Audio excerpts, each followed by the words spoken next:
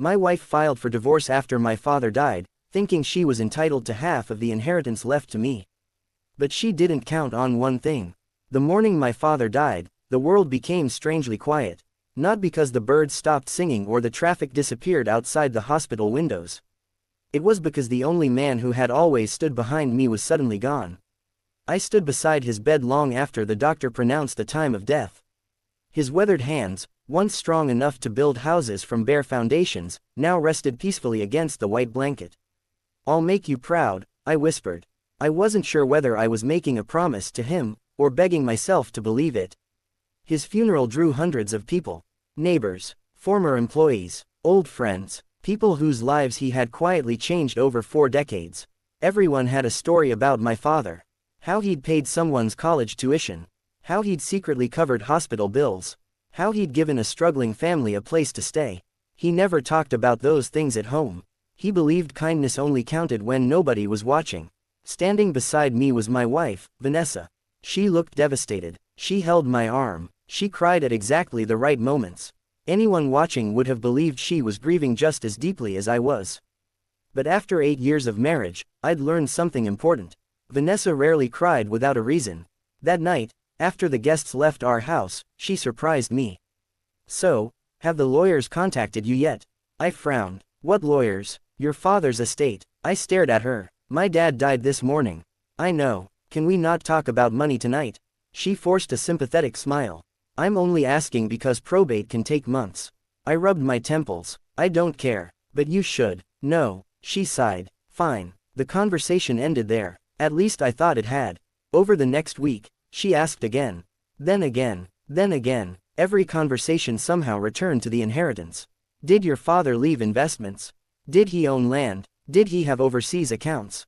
Was there life insurance? Eventually I snapped. "Can you stop asking?" She blinked. "I'm asking because we're married." "No, I'm asking because our future depends on it." "Our future doesn't depend on my father's death." She looked offended. "I didn't mean it like that." But somehow, it felt exactly like that. 2 weeks later, my father's attorney called. His office overlooked the river downtown. Old wood furniture, leather chairs, the smell of expensive coffee. The attorney smiled gently. "Your father prepared everything years ago." He slid a thick envelope across the desk. "My condolences." I opened it carefully. Inside was a handwritten letter. "My son's greatest inheritance isn't money. It's the values I tried to teach him. If you're reading this, then I'm gone. Don't let grief make you cynical. People will reveal who they truly are after my death.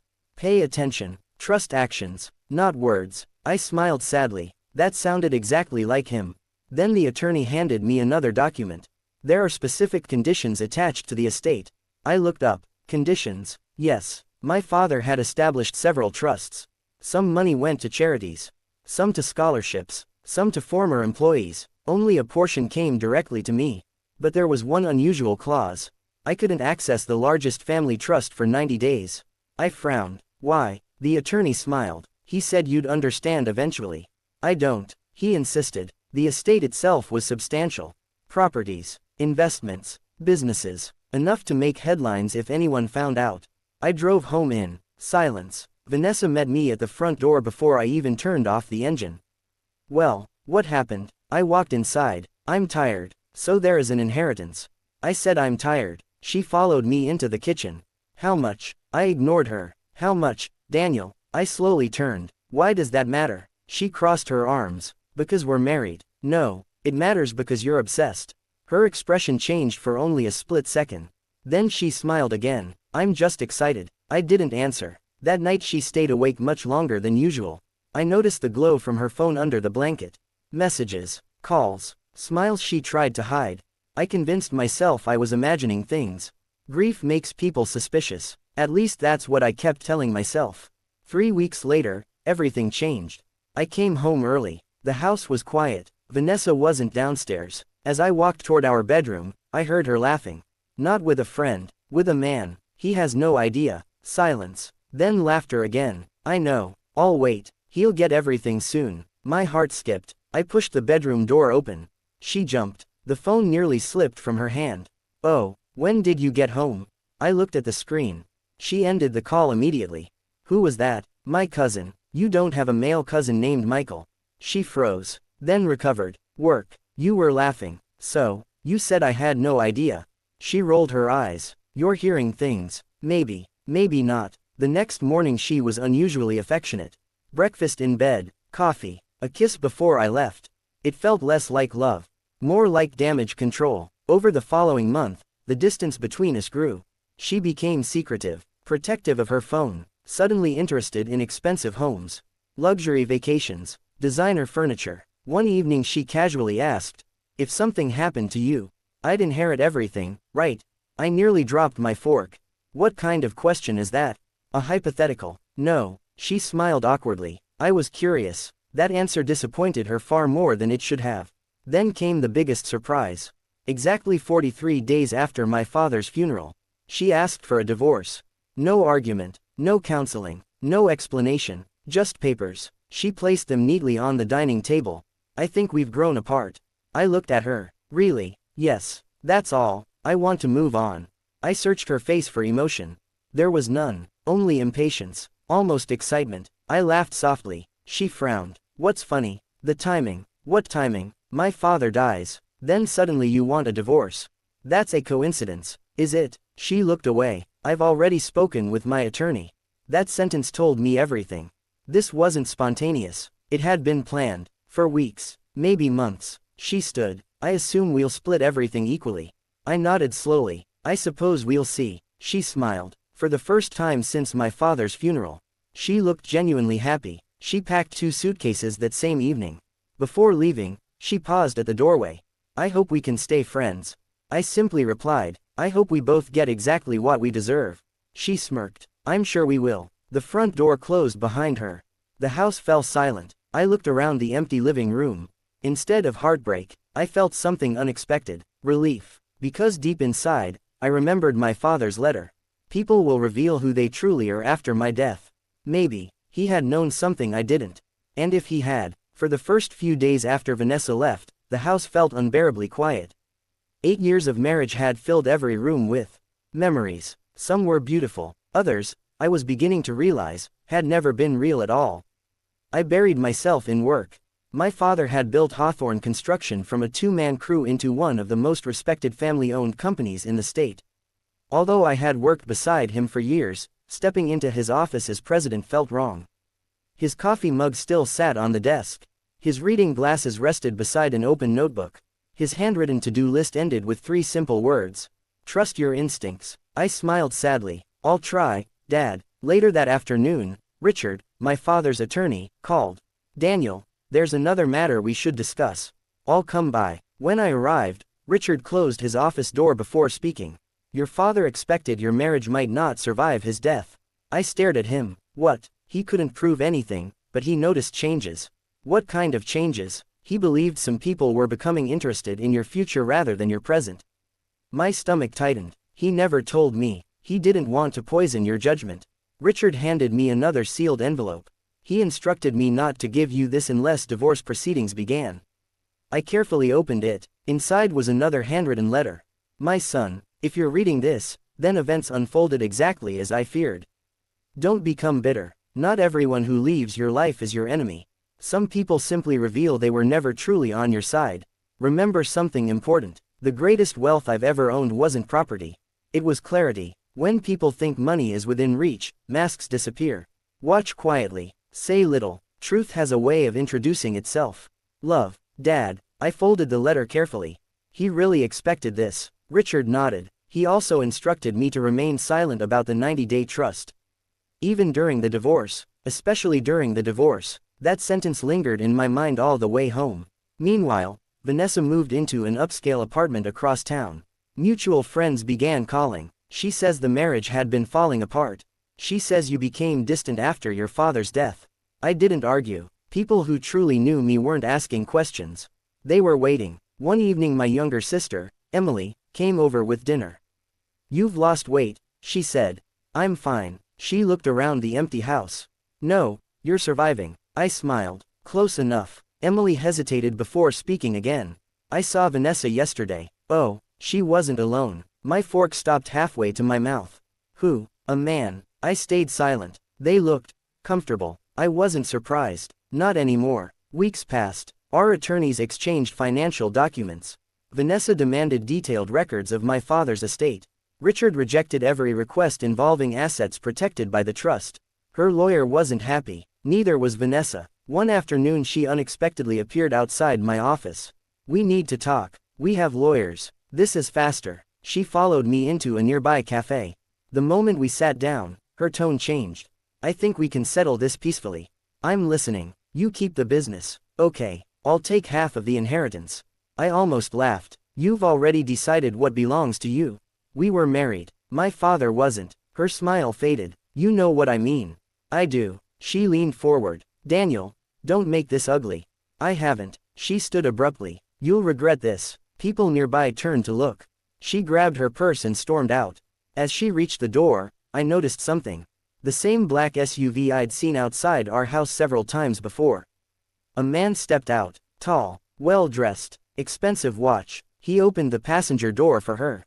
She smiled at him, not the polite smile she'd given me during the last year of our marriage. A genuine one. The SUV drove away. I memorized the license plate without knowing why. That evening Emily called again. "I found out who that man is." "You were investigating." She laughed. "I inherited Dad's curiosity. So, his name is Victor Collins." The name sounded familiar. He owns a commercial development company. Then it clicked. He tried buying Dad's business 3 times, and Dad always refused. Emily nodded. "I think Victor is closer to Vanessa than either of them admits." The puzzle pieces slowly began fitting together. A week later, Richard invited me back to his office. "I've received interesting information." He slid several photographs across the desk. Vanessa, Victor, restaurants, hotels, airport terminals. The dates caught my attention. Some were taken months before my father died. I looked up. They were seeing each other. "It appears so." My chest tightened. Not because my marriage had ended. Because I finally understood when it truly had. Richard spoke quietly. "There's more." He handed me copies of financial records. Several large deposits had appeared in Vanessa's account over the previous year. Each traced back to shell companies eventually connected to Victor Collins. "Payments." Richard nodded. "We can't yet prove why." I leaned back in my chair. My father had been right. The truth really did introduce itself. Piece by piece, without anyone forcing it. That night I walked through my father's old workshop. He used to repair antique furniture there on weekends.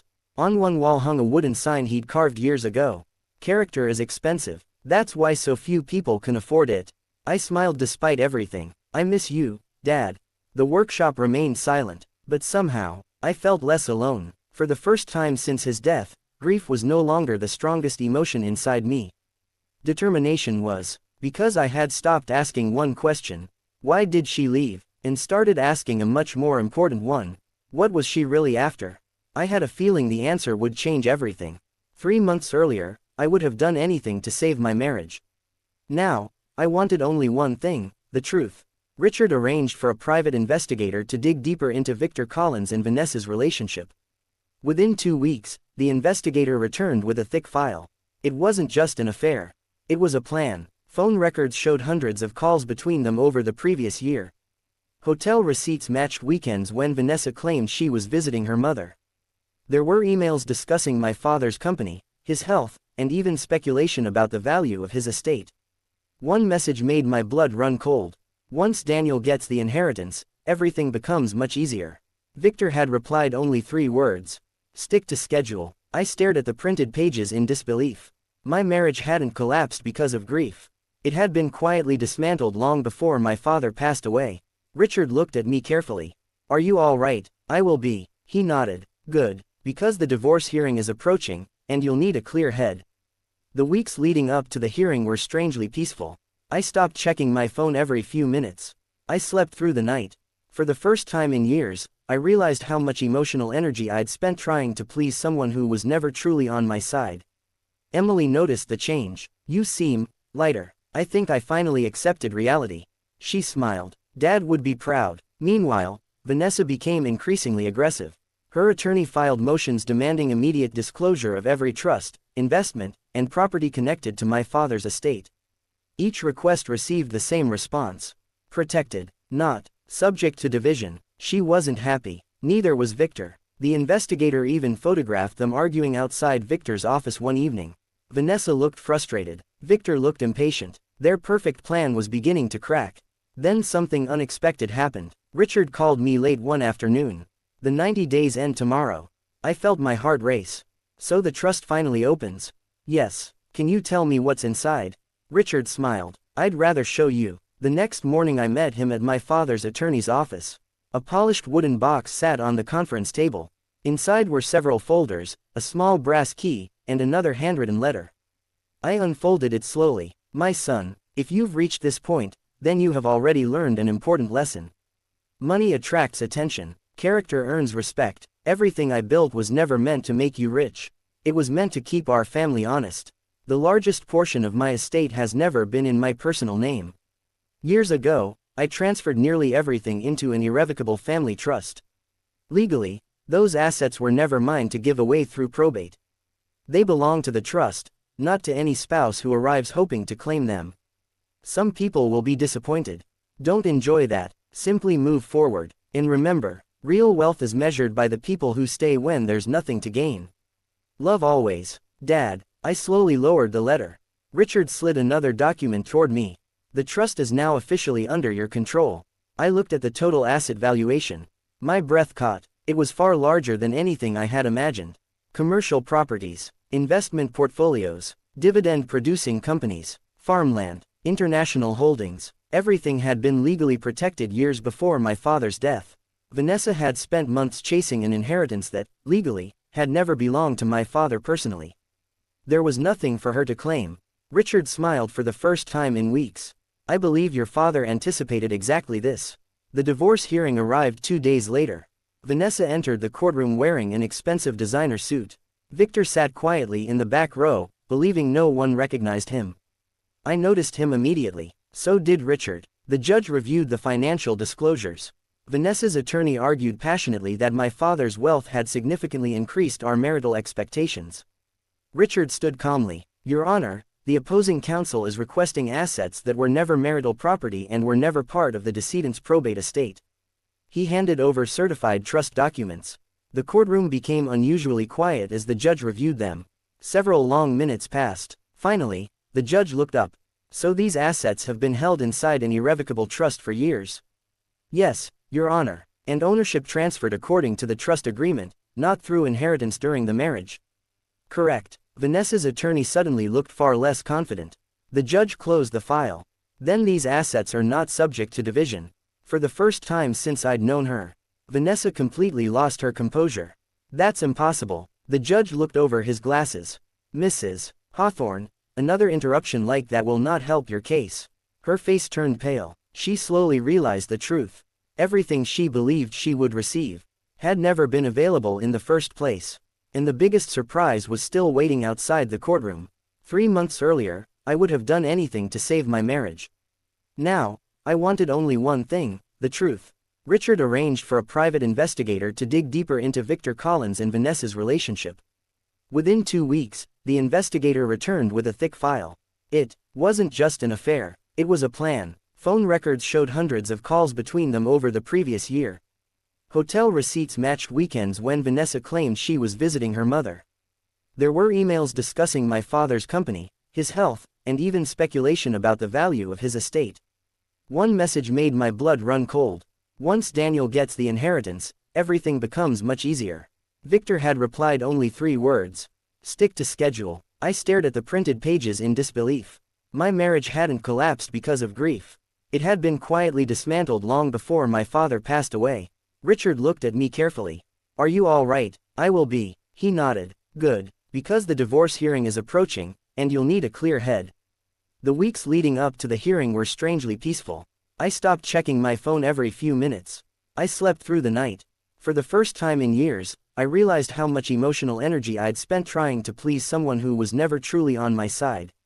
Emily noticed the change. You seem lighter. I think I finally accepted reality. She smiled. Dad would be proud. Meanwhile, Vanessa became increasingly aggressive.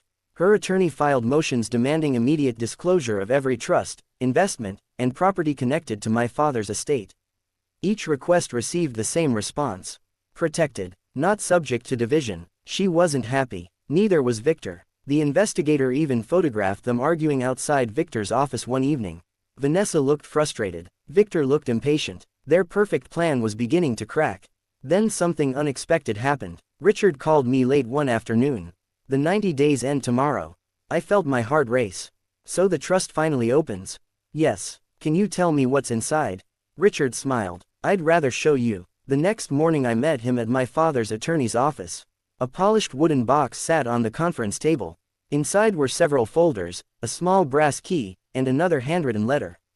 I unfolded it slowly. My son, if you've reached this point, then you have already learned an important lesson. Money attracts attention. Character earns respect. Everything I built was never meant to make you rich. It was meant to keep our family honest. The largest portion of my estate has never been in my personal name. Years ago, I transferred nearly everything into an irrevocable family trust. Legally, those assets were never mine to give away through probate. They belong to the trust, not to any spouse who arrives hoping to claim them. Some people will be disappointed. Don't enjoy that, simply move forward, and remember, real wealth is measured by the people who stay when there's nothing to gain. Love always, Dad. I slowly lowered the letter. Richard slid another document toward me. The trust is now officially under your control. I looked at the total asset valuation. My breath caught. It was far larger than anything I had imagined. Commercial properties, investment portfolios, dividend-producing companies, farmland, international holdings. Everything had been legally protected years before my father's death. Vanessa had spent months chasing an inheritance that, legally, had never belonged to my father personally. There was nothing for her to claim. Richard smiled for the first time in weeks. I believe your father anticipated exactly this. The divorce hearing arrived 2 days later. Vanessa entered the courtroom wearing an expensive designer suit. Victor sat quietly in the back row, believing no one recognized him. I noticed him immediately. So did Richard. The judge reviewed the financial disclosures. Vanessa's attorney argued passionately that my father's wealth had significantly increased our marital expectations. Richard stood calmly. Your Honor, the opposing counsel is requesting assets that were never marital property and were never part of the decedent's probate estate. He handed over certified trust documents. The courtroom became unusually quiet as the judge reviewed them. Several long minutes passed. Finally, the judge looked up. So these assets have been held inside an irrevocable trust for years? Yes, Your Honor, and ownership transferred according to the trust agreement, not through inheritance during the marriage. Correct. Vanessa's attorney suddenly looked far less confident. The judge closed the file. Then these assets are not subject to division. For the first time since I'd known her, Vanessa completely lost her composure. That's impossible. The judge looked over his glasses. Mrs. Hawthorne, another interruption like that will not help your case. Her face turned pale. She slowly realized the truth. Everything she believed she would receive had never been available in the first place. And the biggest surprise was still waiting outside the courtroom. Vanessa remained frozen as the judge announced the ruling. The assets contained within the irrevocable Hawthorne family trust are not marital property and are not subject to equitable distribution. Those words echoed through the courtroom. For months, she had convinced herself she would leave our marriage with half of what my father had built. Instead, she had just learned that the fortune she had been chasing was never legally within her reach. Her attorney leaned toward her and whispered something. She shook her head in disbelief. No. There has to be another way. The judge looked directly at her. The court has ruled. We will now proceed with the remaining marital assets. Compared to the family trust, our marital property was modest: a house with a mortgage, 2 cars, retirement accounts, and savings we had accumulated together. Everything was divided fairly under the law. There were no surprises, no hidden tricks, just the consequences of legal reality. When the hearing ended, I quietly gathered my papers. I had no desire to celebrate. I simply wanted closure. As I stepped into the courthouse hallway, I heard hurried footsteps behind me. Daniel. I turned. Vanessa stood a few feet away, her confident expression completely gone. We need to talk. I don't think we do. Please. There was something in her voice I hadn't heard in a long time. Desperation. We walked to a quiet corner of the hallway. I didn't know about the trust, she admitted. I know. I made mistakes. You did. I wasn't thinking clearly. I looked at her for several seconds. No, you were thinking very clearly. She lowered her eyes. I can explain. So can I. She looked up. You decided my father's death was an opportunity. Her silence confirmed it. You assumed money would replace loyalty. Still silent, you filed for divorce because you believed you'd become wealthy. Tears formed in her eyes. I'm sorry. I nodded once. I believe you're sorry. She looked relieved. But not for what you did. Her expression changed. You're sorry it didn't work. She opened her mouth to argue. Nothing came out, because we both knew it was true. Before either of us could speak again, another voice interrupted. Vanessa. Victor Collins stood at the end of the hallway. He looked annoyed rather than concerned. We're leaving. She hesitated. I'll be there. No, he replied sharply. We're leaving now. She looked embarrassed. For the first time, I saw their relationship for what it really was. It had never been built on love. Only ambition. Victor walked over. I suppose. Congratulations are in order, he said. I didn't win anything, I replied. I simply kept what wasn't yours. His jaw tightened. This isn't over. I smiled politely. I think it is. He grabbed Vanessa's arm. Come on. She gently pulled away. I'm talking. His face hardened. You've done enough talking. People in the hallway began watching. Victor realized it and forced a smile. We'll discuss this later. He walked away alone. Vanessa watched him leave without following. That single moment told me everything. The alliance they had built around greed had already begun to collapse. A week later, Richard invited me to lunch. He slid a newspaper across the table. The headline featured Victor Collins. His company was under investigation for fraudulent accounting and illegal land acquisitions. Several investors had withdrawn funding. Banks were freezing credit lines. Looks like he's having a difficult month, Richard said. I folded the newspaper. I don't enjoy seeing anyone fail. I know, but actions have consequences. I nodded. They always do. Over the next several months, life slowly found a new rhythm. I focused on the company. Instead of expanding aggressively, I followed my father's philosophy. Treat employees like family. Pay suppliers on time. Never sacrifice integrity for profit. Business improved, not because we were the biggest company. Because people trusted us. One afternoon, I visited the scholarship foundation my father had established decades earlier. Dozens of students gathered to thank donors. A young woman approached me. My father worked for your dad. What was his name? Michael Rivera. I smiled immediately. He was one of Dad's best foremen. She nodded. When my father got sick, your dad secretly paid our medical bills. I remembered. Dad had told me only once. Don't tell anyone. Now his kindness was changing another generation. Walking back to my car, I realized something. This was the inheritance that mattered most. Not buildings, not investments, not numbers on financial statements. His character. 6 months after the divorce became final, I received an unexpected letter. It was from Vanessa. She apologized without asking for money. Without asking to meet. Without blaming anyone else. She admitted her affair. She admitted that greed had clouded her judgment. She admitted she had ignored every warning sign because she believed wealth would solve every problem. At the end she wrote, I traded a good man for an illusion. I'll regret that for the rest of my life. I folded the letter carefully. Then I placed it inside a drawer. Not because I wanted to remember, but because I wanted to forgive. Forgiveness isn't forgetting, it's refusing to let someone else's choices control your future. A year later, I stood beside my father's grave on a cool autumn morning. Fresh flowers rested against the headstone. I smiled. You were right. The wind gently moved through the trees. I finally understand what you meant. People really do reveal themselves when money enters the picture. Some become selfish. Some become generous. Some stay exactly the same. And those are the people worth keeping. As I walked back toward my car, my phone rang. Emily. The board approved the new employee scholarship program. Dad had always dreamed of expanding it. That's wonderful. They want to name it after you and Dad. I smiled. No, why not? Call it the Hawthorne Opportunity Fund. Dad would have liked that. I think so too. I ended the call and looked once more at the quiet cemetery. For a long time, I believed my father had left me an extraordinary fortune. I was wrong. The money was only part of it. His greatest inheritance was wisdom. He taught me that wealth can build houses, but only character builds homes. Money can attract people, but integrity reveals which ones deserve to stay. And sometimes, losing the wrong person is the greatest gift life can give you. As I drove away, I didn't feel like a man who had won a legal battle. I felt like a son who had finally understood his father's final lesson. That was the inheritance no one could ever take away. Exactly 18 months after the divorce, life had finally settled into something that resembled peace. The Hawthorne Opportunity Fund had already awarded scholarships to more than 80 students. The construction company was thriving, not because it had become the biggest in the state, but because clients trusted the Hawthorne name. My father's office remained almost untouched. Every Monday morning, I still unlocked the old oak door, placed a fresh cup of coffee beside his favorite chair, and spent a few quiet minutes reading through the notebook he had left behind.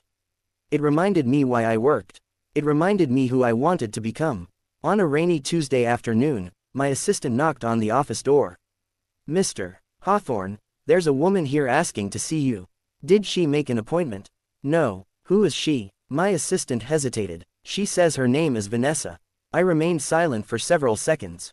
After everything that had happened, I never imagined I'd hear that name again. "Send her in." The door opened slowly. Vanessa looked different. The expensive designer clothes were gone. The confidence that once filled every room had disappeared.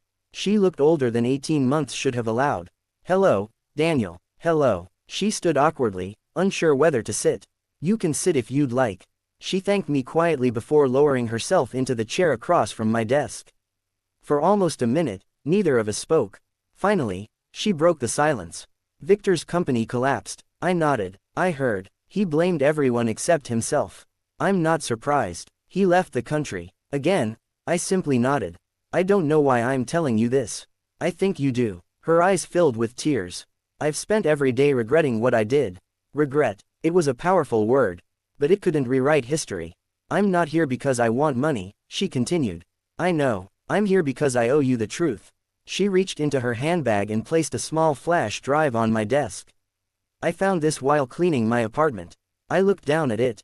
"What's on it?" "Everything." She swallowed hard. "The emails, the recordings, Victor's plans." My expression changed. "He recorded conversations." She nodded. "He never trusted anyone." A strange feeling settled over me. If what she was saying was true, then there were still secrets buried beneath everything that had already happened. I picked up the flash drive. "What exactly am I about to see?" Vanessa looked directly into my eyes. "The real reason Victor wanted your father's company." And suddenly, I realized our story wasn't over after all. I stared at the flash drive for several moments after Vanessa left. Part of me wanted to throw it into the trash. Another part remembered my father's words. Truth has a way of introducing itself. I closed my office door, plugged the drive into my computer, and waited. Several folders appeared. Emails, financial records, audio recordings, Project Falcon. The last folder caught my attention. I clicked it. Inside were dozens of confidential documents carrying Victor Collins' company logo.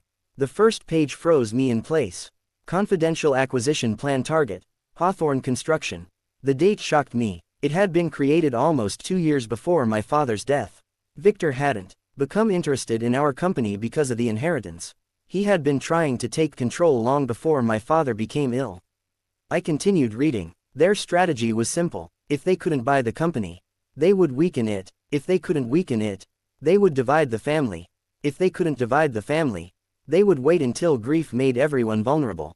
My hands tightened around the mouse. Then I opened the audio recordings. Victor's voice filled the room. "Daniel trusts people too easily." Another voice answered. "Vanessa, he's loyal to everyone he loves." Victor laughed. "That makes him predictable." I closed my eyes. Hearing the betrayal was worse than reading about it. Another recording began. "Once his father is gone, he'll inherit everything." Then the divorce. Victor asked. "Exactly. And if he refuses to settle?" There was a brief silence. Then Vanessa replied quietly. "He won't fight me. He's too decent." I leaned back in my chair. She had mistaken kindness for weakness. That had been her greatest mistake. The next morning, I called Richard. "You need to hear these recordings." An hour later we sat together in the conference room. Neither of us spoke until the final recording ended. Richard slowly removed his glasses. "Your father suspected something, but not this." "No." He pointed toward another folder. "There are bank transfers." We reviewed them carefully. Several payments connected Victor's companies to consultants who had attempted to pressure our suppliers into breaking contracts with Hawthorne Construction. It wasn't just betrayal, it was corporate sabotage. Richard looked at me. This could become a criminal investigation. I remained silent. For the first time, I understood why my father had refused every offer Victor ever made. He had seen something dangerous behind the polished smile. That evening, I visited my father's workshop. Everything remained exactly as he'd left it. His old toolbox, the scent of cedar wood, half-finished furniture resting on the workbench. As I looked around, I noticed a loose wooden panel beneath the bench. Curious, I lifted it. Inside was a small metal box. The brass key from the inheritance fit perfectly. The lid opened with a soft click. Inside lay another handwritten letter. My son, if you ever find this box, it means you kept looking for the truth instead of settling for comfortable answers. Victor Collins approached me years ago. He wanted our company, but not because of its profits. Beneath one of our oldest industrial properties lies land that several developers quietly tried to purchase. I refused every offer, not because of the money, because some things should never be built over. If Victor is still interested after my death, investigate why. You'll discover more than you expect. I carefully folded the letter. There was also an old property map. One parcel had been circled in red ink. A note beside it read, "Protect this land." I suddenly realized my father's final lesson wasn't about money. It was about responsibility. Whatever was hidden beneath that property, he had trusted me to protect it. I looked out the workshop window as the evening sun disappeared behind the trees. The inheritance story I thought had ended months ago was only the beginning of a much larger mystery. And somewhere, despite losing everything, Victor Collins still wanted that piece of land badly enough to risk it all. I intended to find out why. The next morning, I drove to the property marked on my father's map. It sat on the edge of town, hidden behind a rusted chain-link fence and a row of towering oak trees. Years ago, Hawthorne Construction had used it as a storage yard. Now it looked abandoned. The silence felt strange, almost intentional. I unlocked the gate and walked inside. The cracked pavement was covered with weeds. An old brick warehouse stood at the center of the property, its windows coated in dust. Inside, time had stopped. Old blueprints lay scattered across wooden tables. Rusted tools hung from the walls. My father's handwriting appeared on faded labels attached to shelves. I smiled. Even here, he had left pieces of himself behind. As I explored the warehouse, my phone rang. It was Emily. "Where are you?" "At the old Riverside yard." She went quiet. "Dad never liked anyone coming there." "I know. Be careful." Her warning stayed with me after the call ended. Near the back of the warehouse, I found a steel door leading underground. The lock had recently been cut. Someone had been here. I slowly pushed the door open. Concrete stairs disappeared into darkness. Switching on my flashlight, I made my way down. The basement stretched farther than I expected. Old filing cabinets lined the walls. Large wooden crates sat beneath heavy tarps. Then I noticed something that didn't belong. Fresh footprints. Someone had visited within the last day or two. I followed the trail until it ended at a metal cabinet. The cabinet was empty. Whatever had been inside was gone. But taped to the back panel was a yellow envelope. Across the front, in my father's handwriting, were 5 words. "For Daniel, if necessary." My heartbeat quickened. Inside was another letter. "Daniel, if you're reading this, someone has already started looking for what they believe is hidden here. Let them search. They'll never find what doesn't exist. The warehouse isn't valuable because of what's underneath it. It's valuable because of the contracts stored here. Years ago, Victor Collins offered me a fortune to destroy evidence proving his company bribed public officials during several land acquisitions. I refused. The originals were secured somewhere no one would think to search. If Victor is still chasing this property, he's trying to erase his past, not claim his future. I read the letter twice. Victor hadn't wanted the land. He wanted proof of his crimes. Suddenly, footsteps echoed from upstairs. Not one person, several. I switched off my flashlight. Voices drifted down the stairwell. "Search everywhere. We know Hawthorne came here." A familiar voice answered. Victor. He hadn't fled as everyone believed. He had returned. I quietly stepped behind a stack of crates. Flashlights swept across the basement ceiling. Victor descended the stairs with 3 men. His expensive suit had been replaced by dark clothing. His confidence, however, hadn't changed. "Find the files," he ordered. "They have to be here." One of the men kicked open cabinet doors. Another searched old boxes. Victor stood only 20 feet away. "If Daniel gets those records," he muttered, "everything is over." I slipped my phone from my pocket and silently started recording. Then I sent my live location to Emily with a single message. "Call Richard. Call the police. Now. Victor suddenly stopped walking. He looked toward the shadows. I know you're here, Daniel. Silence. You always were too curious. I didn't move. He smiled. Come out. The warehouse became completely still. Then, in the distance, faint police sirens began to echo through the trees. Victor's expression changed. For the first time, he looked afraid, and I knew my father's final secret was about to bring down far more than one marriage. The sound of police sirens grew louder with every passing second. Victor glanced toward the basement stairs. His calm expression vanished. Find him, he shouted. Two men rushed deeper into the warehouse with flashlights sweeping across every corner. I stayed perfectly still behind a stack of old wooden crates.